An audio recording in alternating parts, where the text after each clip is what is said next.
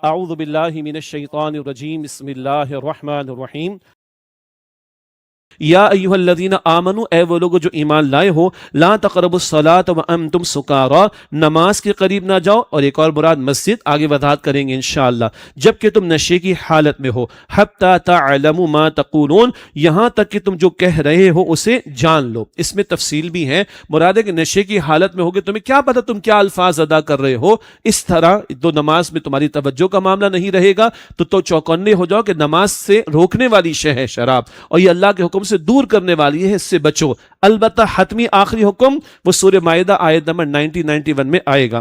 وَلَا جُنُوبًا، اور نہ جنابت کی حالت میں، مراد نماز کے قریب جاؤ، توجہ رکھیے گا، وَلَا جُنُوبًا، اور نہ جنابت کی حالت میں نماز کے قریب جاؤ، اور دوسرا ترجمہ صلاۃ کا ہم نے کیا کیا؟ مسجد، تو جنابت کی حالت میں مسجد میں نہیں رہ سکتے، مسجد میں نہیں رک سکتے، یہ بھی دوسرا مفہوم ذہن میں رہے۔ الا عابری سبیل، سوائے اس کے کہ تم راستہ عبور کرنے والے ہو، حتی تغتسلوا، یہاں تک کہ تم غسل کر لو۔ اب اس میں تھوڑی تفصیل ہے۔ جنوبن، ویسے ہم نے مسائل سیکھ رکھے، حالت جنابت سنا ہوگا نا، لیکن جنوب کسے کہتے ہیں؟ قرآن پاک خاموش ہے بھائی۔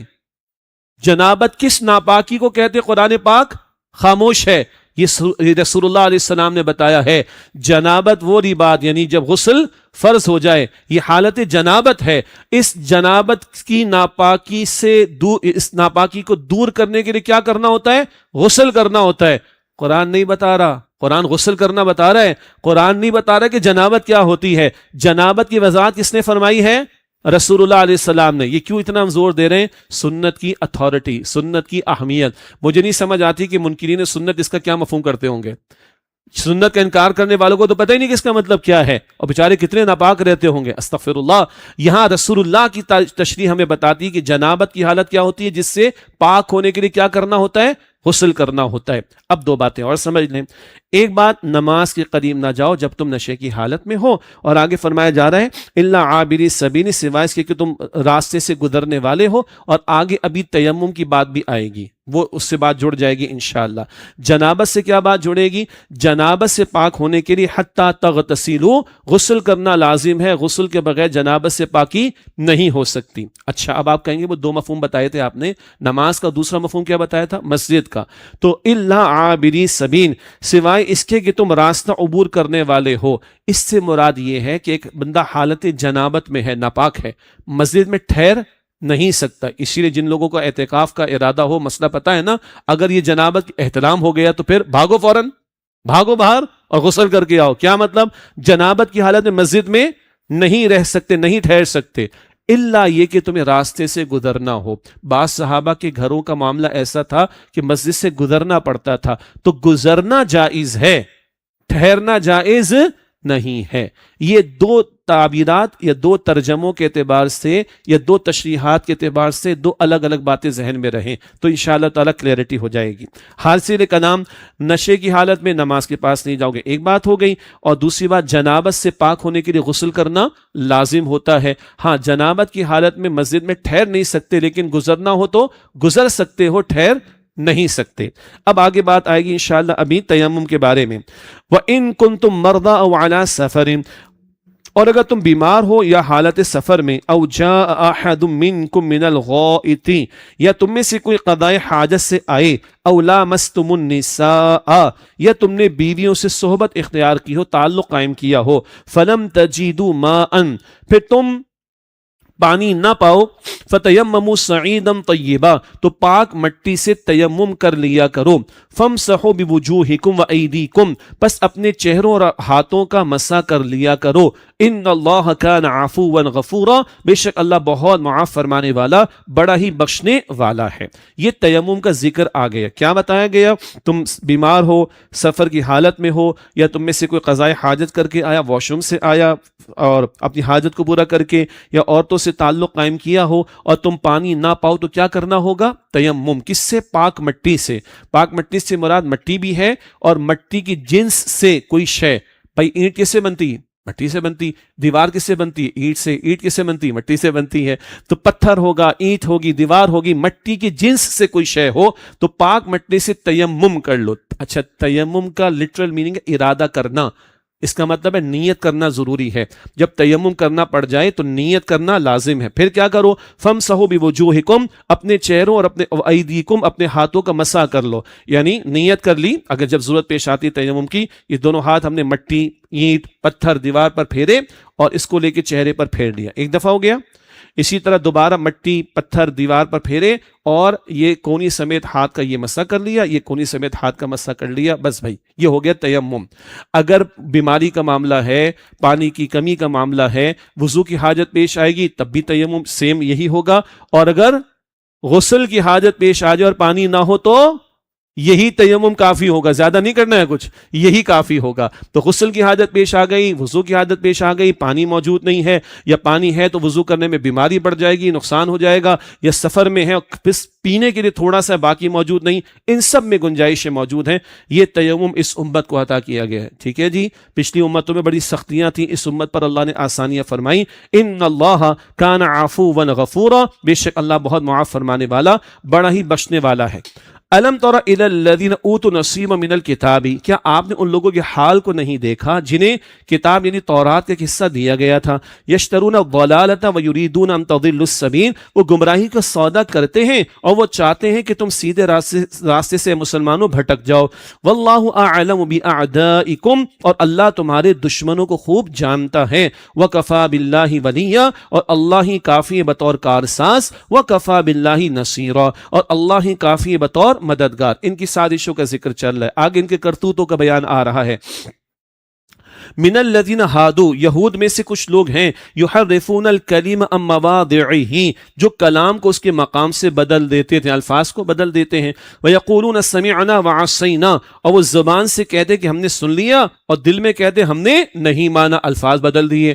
واسمع غیر مسمع، اور آپ سے کہتے ہیں کہ سنیے، آپ کو سنوایا نہ جائے. معاذ اللہ، یہ بد کلامی کرتے، گستاخی کرتے کہ آپ کو سنوایا نہ جائے. معاذ اللہ، آپ سن ہی نہ سکیں. یہ گستاخی کرتے تھے بدبخت. حضرت نبی اکرم علیہ السلام کی شان اقدس میں یہ گستاخی کرتے تھے. واسمع غیر مسمع، اور آپ سے کہتے ہیں کہ سنیے، آپ سنوائی نہ جائیں. وراعنا لیم بالسنتہم وطعنا فی الدین، اور اپنی زبانوں کو مروڑتے ہوئے اور دین میں تانا زنی کرتے ہوئے راعنا کہتے ہیں. یاد آیا؟ راعنا، اے میرے چروائے، اے ہمارے چروائے. معاذ اللہ، یہ راعینا کہتے تھے، کھینچ کر الفاظ بدل کے گستاخی کرتے تھے. فرمایا وَلَوْ أَنَّهُمْ قَالُوا سَمِعْنَا وَأَطَعْنَا، اور اگر وہ یوں کہتے کہ ہم نے سنا اور اطاعت کی. وَاسْمَعْ وَانظُرْنَا، اور سنیے اور ہم پر نظر کرم فرمائیے. لَكَانَ خَيْرًا لَهُمْ وَأَقْوَمَ، تو یہ ان کے حق میں بہت بہتر اور بہت درست ہوتا. وَلَكِنْ لَعَنَهُمُ اللَّهُ بِكُفْرِهِمْ، لیکن اللہ نے ان کے کفر کی وجہ سے ان پر لعنت کر دی. فَلَا يُؤْمِنُونَ إِلَّا قَلِيلًا، پس وہ ایمان نہیں لاتے مگر بہت تھوڑے سے لوگ. یہ ان کے کرتوت پہلے بھی ہم پڑھ چکے. یا ایھا الذین اوتوا الکتاب، اے وہ لوگوں جنہیں کتاب عطا کی گئی، یعنی اے اہل کتاب. آمنوا بما نزلنا مصدقا لما معکم، اس قرآن پر ایمان لاؤ جو ہم نے نازل کیا ہے، جو تصدیق کرتا ہے اس کی جو تمہارے پاس ہے. مراد تورات کی تصدیق کرتا ہے قرآن. من قبل ان نطمس وجوہا، اس سے پہلے کہ ہم چہرے مسخ کر دیں. فنردھا علی ادبارہا، پھر انہیں پیٹ کی طرف پھیر دیں. او نلعنہم کما لعنا اصحاب السبت، یا ان پر لعنت کریں جیسے ہم نے ہفتے کے دن والوں پر لعنت کی. لوگوں کے چہرے بھی مسخ کیے گئے، انہیں بندر بھی بنایا گیا. اصحاب السبت کا واقعہ، ہفتے والوں کا واقعہ، یہ سورہ آراف رکوع نمبر 21 میں ہم پڑھ لیں گے تفصیل سے انشاءاللہ. وَكَانَ أَمْرُ اللَّهِ مَفْعُولًا، اور اللہ کا حکم پورا ہو کر رہتا ہے. اس کے بعد شرک کی نفی کا ذکر ہے. فرمایا جا رہا ہے ان اللہ لا یغفر ان یشرک بہ، بے شک اللہ اس بات کو معاف نہیں کرتا کہ اس کے ساتھ شرک کیا جائے. ویغفر ما دون ذلک لمن یشاء، اور جو گناہ اس کے سوا ہے جس کے لیے چاہے گا اللہ معاف فرما دے گا، لیکن شرک کی معافی نہیں. ایک مراد یہ ہے توبہ کے بغیر شرک کی معافی نہیں. سچی توبہ لے آئے تو شرک بھی معاف ہو جائے گا، ادروائز شرک ناقابل معافی جرم ہے. ومن یشرک باللہ، اور جس نے اللہ کے ساتھ شرک کیا، فقد افترى اثما عظیما، تو یقیناً اس نے بہت بڑے گناہ کا بہتان باندھا. اللہ شرک کو معاف نہیں کرے گا. یہی بات یہاں ہے آیت نمبر 48 میں، بعد میں یہ بات آئے گی آیت نمبر 116 میں. تھوڑی وضاحت وہاں پر کر لیں گے انشاءاللہ. ابھی مختصر، شرک کیا ہے؟ اللہ کے ساتھ شریک کرنا. کبھی دو شکلیں ہوتی ہیں اس کی، کیا؟ اللہ کے بلند مقام سے اس کو نیچے لا کر مخلوق کے برابر کر دینا. شہزادے شہزادیوں کی مٹھی گرم کرو گے تو بادشاہ سلامت خوش ہو جائیں گے. یہ بادشاہ سلامت کی کمزوری ہے، اللہ کا کوئی ایسا کمزوری کا معاملہ قطعاً نہیں ہے. تو نمبر ایک، اللہ کے مقام بلند سے نیچے لا کر مخلوق کے برابر کر کے شرک کیا جاتا ہے، یا مخلوق میں سے کسی کو بلند کر کے اللہ کے مقام بلند کے برابر کر دیا جاتا ہے. عیسیٰ علیہ السلام کو خدا کا بیٹا معاذ اللہ قرار دے دیا گیا. یہ کبھی شکل ہوتی ہے اوپر سے نیچے، نیچے سے اوپر کر کے شرک کرنے کی. پھر اس کی اقسام ہے، اللہ کی ذات میں شریک کرنا، اللہ کی صفات میں شریک کرنا، اور اللہ کے حقوق میں شریک کرنا.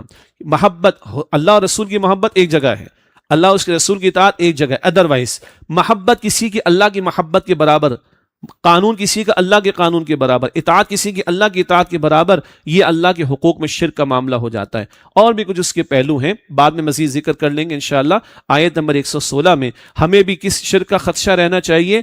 براہیمی نظر پیدا مگر مشکل سے ہوتی ہے، ہوس چھپ چھپ کے سینوں میں بنا لیتی یہ تصویر ہے. یہ دکھاوے کا شرک، اللہ تعالیٰ محفوظ رکھے. الم تر الی الذین یزکون انفسہم، کیا آپ نے ان لوگوں کے حال کو نہیں دیکھا جو اپنے آپ کو بڑا پاکیزہ ظاہر کرتے ہیں؟ یہ اشارہ یہود کی طرف ہے. گھمنڈ تھا ان کا زعم تھا، کرنا کرانا کچھ نہیں مگر اپنے نا کردہ کاموں کی بھی تعریف کروانا چاہتے ہیں. پچھلی نشست میں ہم نے پڑھا، اور بڑا گھمنڈ، ہم سے بڑھ کر کون ہوگا نیک، ہم سے بڑا کون ہوگا پاک پارسا اور پاکیزہ. اللہ فرما رہا ہے بل اللہ یزکی من یشاء، حالانکہ اللہ ہی جسے چاہتا ہے پاکیزگی عطا فرماتا ہے. بندے میں طلب و تڑپ تو اللہ تزکیہ بھی فرمائے گا، لیکن ان کے تو کرتوت ایسے ہیں کہ ان کا تزکیہ ہونے والا نہیں ہے، اور ان کے کرتوت ہم پڑھتے ہوئے آئے ہیں. یہ یہود پر اللہ کا تبصرہ ہوا. ولا یظلمون فتیلا، اور ان پر کھجور کی گٹھلی کے دھاگے برابر بھی ظلم نہیں کیا جائے گا. بڑی باریک بات ہے، کھجور پھر اس کی گٹھلی، ایک چھوٹا سا دھاگا سا محسوس ہوتا ہے نا، ان پر کھجور کی گٹھلی کے دھاگے برابر بھی ظلم نہیں کیا جائے گا. انظر کیف یفترون علی اللہ الکذب، دیکھیے وہ کس طرح اللہ پر جھوٹ باندھتے ہیں. وکفا بہ اثما مبینا، اور واضح گناہ ہونے کے لیے یہی کافی ہے کہ اللہ تعالیٰ کی طرح جھوٹی بات کو منسوب کیا جائے، معاذ اللہ. وآخر دعوانا ان الحمد للہ رب العالمین، والسلام علیکم ورحمۃ اللہ وبرکاتہ.